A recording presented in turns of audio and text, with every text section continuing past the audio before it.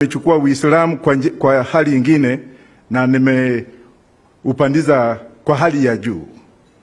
Nilipokuwa nagombania urais hapa, hata mimi niliibiwa. Na utakuta wanasiasa wengi sana hapa. Utakuta wanasiasa wako na ubinafsi. Hutamkuta yule mwanasiasa ambaye atasema hata Wackoya pia aliibiwa. Kweli rongo? Isipokuwa baba Kalonzo Musyoka, mama Martha Karua Kioni na mheshimiwa Eugene, au tumeungana tunaelewana, lakini wengine ni ubinafsi tu, ni kusonga tu karibu na baba.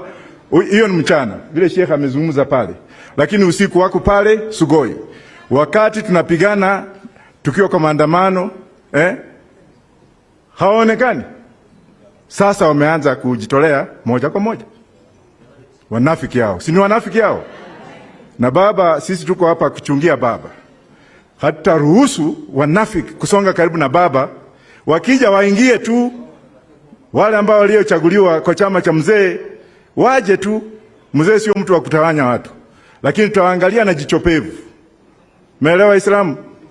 Sasa mimi nitaongea tofauti kwa muda mfupi tu. Nitaongea mambo mangapi? Manne.